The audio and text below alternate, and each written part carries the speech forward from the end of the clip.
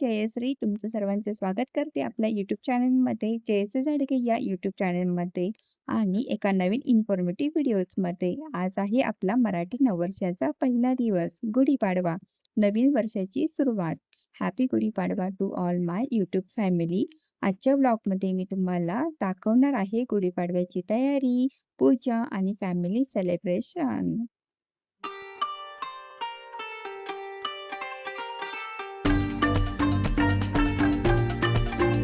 आज मी नेहमीपेक्षा थोडे लवकर उठले आहे कारण की आज आहे special day. This is my favourite place. विंडोमधून हा व्ह्यू पाहताना खूप मस्त वाटतंय. फ्रेश झाले त्यानंतर तुम्हाला दाखवते. आता वाजले 6:30. सण असला की मॉर्निंगपासून वेगळीच वाईब येते, पॉझिटिव्ह एनर्जी आपल्याला जाणवते. तयारी करायचा हुरूप येतो आणि मी आता कामाला सुरुवात केलेली आहे. इथे मी माझा पहिला मॉर्निंग चहा घेते आणि त्यानंतर पीठ मळायला घेतलेलं आहे. कारण की आज स्पेशल डे आहे. गुढीपाडव्याच्या आपण बनवत आहोत पुरणपोळ्या. तर हा पुरणपोळ्याचा स्वयंपाक करायला आम्ही घेतलाय. ताई तिकडे कुकर लावत आहेत आणि मी इकडे पीठ मळत आहे.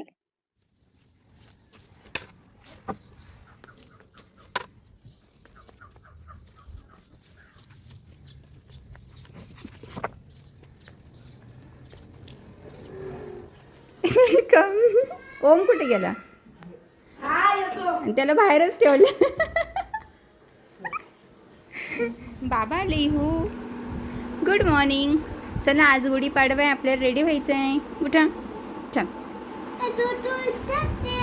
हां मी ठेवलंय, तुझ्यासाठी ठेवलंय. चल बघ बाबा आले. कम झोप येते अजून. चल. ओ आले आले बाबा आले. अयो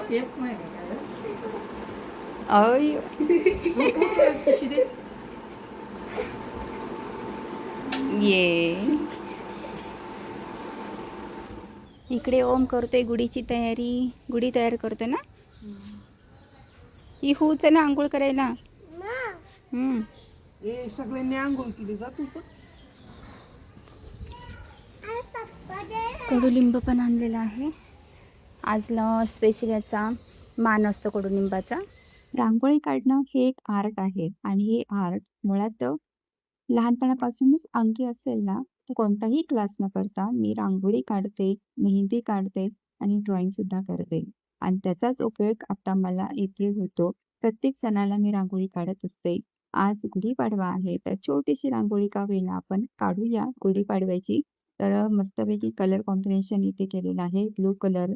आणि तुम्हाला दाखवते फायनल लुक. अशी आहे आपली ही आजची रांगोळी. सण म्हटले की रेडी होणं आलंच. तर आज मी छानपैकी साडी वेअर केलेली आहे, तुम्हाला दाखवते. फुल स्क्रीनमध्ये दाखवते आणि असेच केस मोकळे सोडलेले आहे. चलो.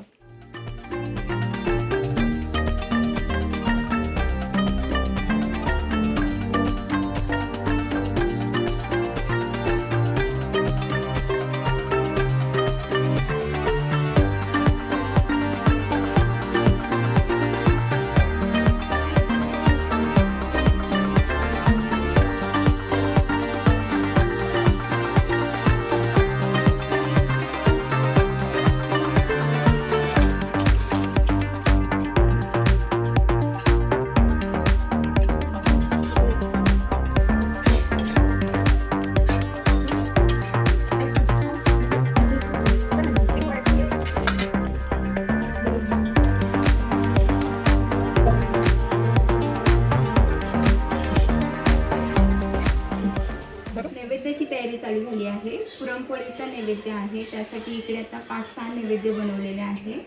गुढीला दाखवायचे आणि देवांना सुद्धा दाखवायचं आहे. तर आता त्याची तयारी झाली का पुरणपोळ्या करायच्या आणि जेवायला बसायचं आहे. गुढीची पूजा करण्यासाठी ताट रेडी केलेलं आहे. चला तर आपण बाहेर जाऊया. आम्ही सगळेजण बाहेर आलो गुढीची पूजा करण्यासाठी आणि गुढी कुठे उभारली ते तुम्हाला दाखवते. तर गुढी आम्ही दारासमोरच उभारली आहे अंगणामध्ये. तर इकडे पूजा होतच आहे. त्याआधी तुम्हाला एक गोष्ट महत्वाची सांगायची आहे. गुढीपाडव्याला गुढी का उभारतात माहिती आहे का? ते कारण कोणतं आहे? तर कारण असं आहे, एकदा श्रीराम आणि रावण यांच्यात एक मोठं युद्ध झालं. रावण हा खूप शक्तिशाली आणि अहंकारी राजा होता. त्याने सीतेचं अपहरण केलं होतं. सीतेला परत आणण्यासाठी श्रीरामांनी आपल्या भाऊ लक्ष्मण आणि भक्त हनुमानासोबत एक लांब आणि कठीण प्रवास सुरू केला. या प्रवासात अनेक अडचणी आल्या, जंगल, शत्रू, समुद्र. पण श्रीरामांनी कधीही हार मानली नाही. शेवटी लंकेत मोठं आणि भयंकर युद्ध झालं आणि श्रीरामांनी रावणाचा पराभव केला. हा विजय फक्त युद्धाचा नव्हता, तर चांगुलपणाचा, वाईटावर झालेला विजय होता. जेव्हा श्रीराम अयोध्येला परत आले, तेव्हा सगळीकडे आनंद, उत्साह आणि जल्लोष होता. लोकांनी आपल्या लाडक्या राजाचं स्वागत खूप प्रेमानं केलं. घराघरात दिवे लावले, रांगोळ्या काढल्या आणि सगळे आनंदाने एकत्र आले. त्या दिवशी लोकांनी एक खास गोष्ट केली. प्रत्येक घरासमोर त्यांनी एक उंच काठी उभारली आणि त्या काठीवर रंगीत कापड, फुलं, कडुलिंबाची पाने आणि साखरेची माळ लावली आणि वर एक तांब्याचा किंवा चांदीचा कलश ठेवला. हीच आपली गुढी. ही गुढी म्हणजे विजयाची निशाणी, आनंदाची खूण आणि नवीन सुरुवातीचं प्रतीक. म्हणूनच आपण गुढीपाडव्याच्या दिवशी गुढी उभारतो, नवीन वर्षाचं स्वागत करतो आणि देवाकडे प्रार्थना करतो, आपलं आयुष्यही आनंद, यश आणि चांगुलपणाने भरलेलं असावं. यातून आपण काय शिकतो? तर चांगुलपणाचा नेहमी विजय होतो. अडचणी आल्या तरी हार मानू नये. प्रत्येक नवीन सुरुवात आनंदाने करावी. आपल्या परंपरांमागे सुंदर अर्थ असतो. या वर्षाची गुढी ही खूप वेगळी आहे, कारण की या वेळेस इहू खूप समजदार झालेली आहे.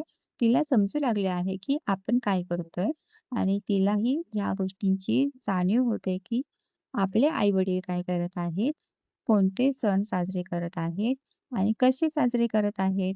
या सणाला काय म्हणतात, तिला हळू आता उमजायला लागलेलं आहे आणि हे आमच्यासाठी खूप अनएक्सपेक्टेड आहे. या दरम्यान मी आपल्या नवीन घराला खूप मिस करत होते. कारण की ना पहिल्यांदाच आपण नवीन घरी गुढीपाडवा साजरा केला असता. But it's okay. एक तरी सण आपण सेलिब्रेट केलेला आहे. मागल्या होळी झालीच होती, तर तो सण आपण तिला सेलिब्रेट केलाच होता. आता आपल्या फॅमिलीसोबत आपण गुढीपाडवा इथे सेलिब्रेट करत आहे आणि मला ते तुमच्यासोबत शेअर करायला खूप मजा येत आहे. चला, पूजा करून झालेली आहे. आता पुढचं रुटीन तुमच्याबरोबर शेअर करेल.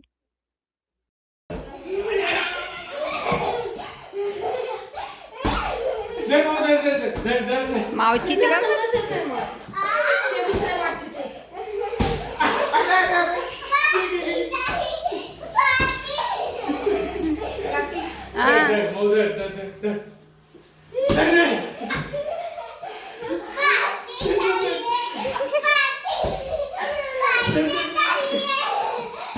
दमन चांगली.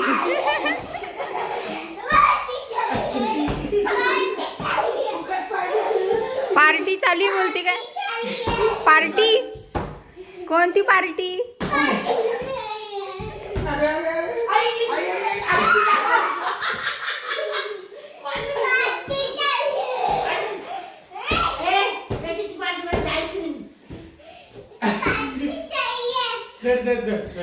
पार्टी चालू आहे. लहानपणीचे दिवस आठवले. लहानपणी आम्ही सुद्धा साखरेची माळ गळ्यात घालायचो आणि ती खायचो आणि ती मजा काही औरच होती खरं. आता ती मजा नाहीये, कारण की आपण झालो मोठे आणि बाकीचे आपले मुलं आहेत लहान, त्यांना ती मजा वाटते. आपल्याला नाही वाटत आता. हॅपी गुढीपाडवा म्हणा. इकडे बघ, इकडे बघ. हॅपी गुढी पाडवा. नीट बोल गाढवा.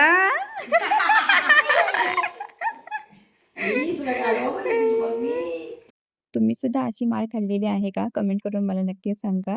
गुढीची पूजा झाल्यानंतर मस्तपैकी सगळ्यांनी जेवण केलं. पुरणपोळ्या खाल्ल्यामुळे खूप झोप लागली. त्यानंतर आम्ही आराम केला आणि संध्याकाळी गुढी उतरवताना गूळ खोबऱ्याचा आणि कडुनिंबाचा नैवेद्य दाखवायचा असतो. तो संध्याकाळी मी कामानिमित्त बाहेर गेले, त्यामुळे ती क्लिप काही शूट केली नाहीये. तर इथेच मी हा व्हिडिओ एंड करते. आजचा हा व्लॉग तुम्हाला कसा वाटला कमेंट करून नक्की सांगा. होप सो तुम्हाला नक्कीच आवडला असेल. लाईक करा, शेअर करा, कमेंट करा आणि सबस्क्राईब करा. चला भेटूया पुढच्या व्हिडिओमध्ये अशाच एका इन्फॉर्मेटिव्ह व्हिडिओजमध्ये. तोपर्यंत सर्वांनी काळजी घ्या, हसत राहा आणि स्वतः प्रेम करत राहा.